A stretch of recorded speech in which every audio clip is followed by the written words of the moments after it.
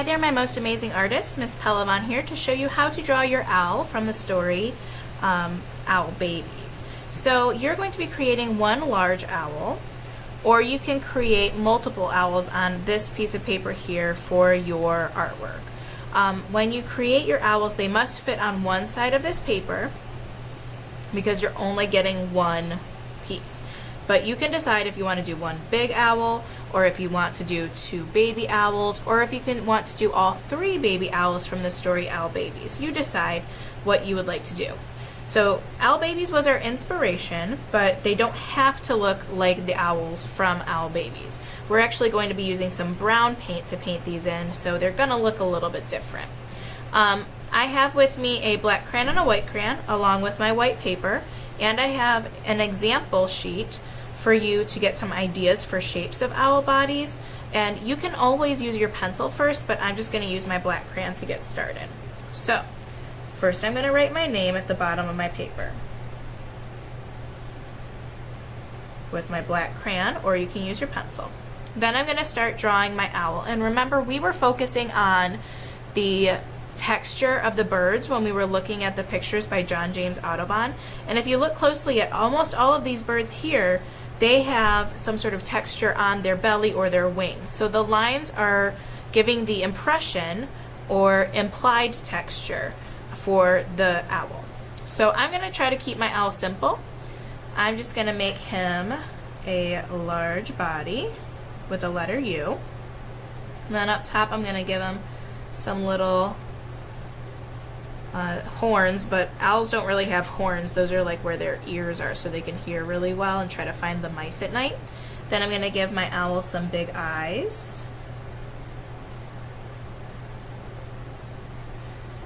And a nice triangle beak.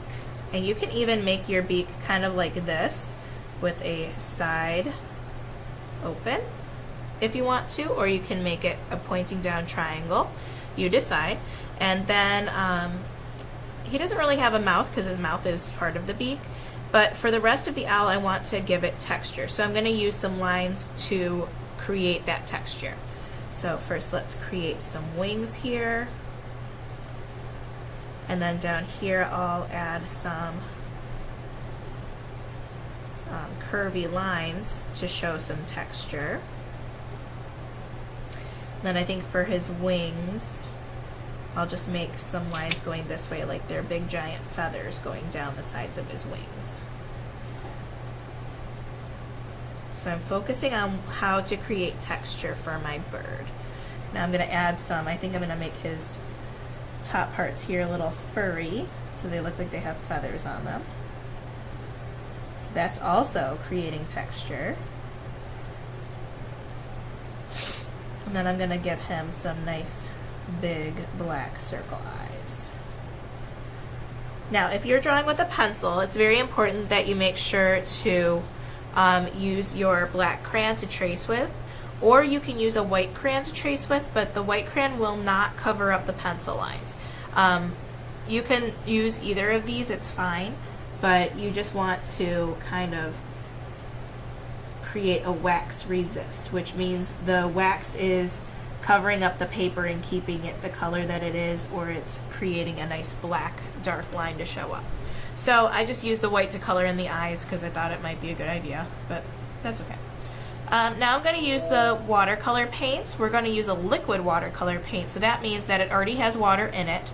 I'm just going to get my brush a little bit wet, dip in the watercolor paint, touch it to the side so it's not all sloppy, and then I'm going to paint in my owl. Now I don't have any paint for my owl's beak. You can color your owl's beak a color if you want it to be different than white or brown. That's up to you. See, now it's a good thing that I colored in those white eyes so I don't have to be as careful when I'm painting my owl. That was only 2 dips of my paintbrush in the paint. Can you believe that?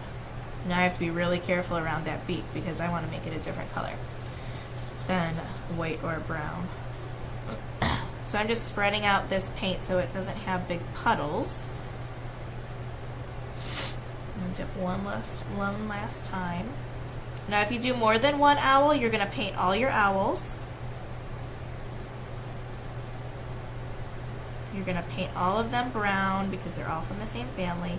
I know in the story Owl Babies, the owls that were the babies were a little bit different than the mama owl, but that's okay. We're just going to use brown because white paint doesn't really work very good with watercolor, and we're going to use some other paint later for the sky. We're going to make a nice night sky later. So when you're painting, you want to try to paint all of your owl, keeping your brush pointy. Even though my brush is really curved, I'm trying to use the point and push the paint around.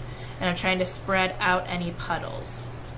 And you'll notice that you can still see the texture on my owl because the black is not letting any of that paint through, and the black still shows up. So I'm trying to just spread out the paint a little bit so that it's not as dark in those spaces, right?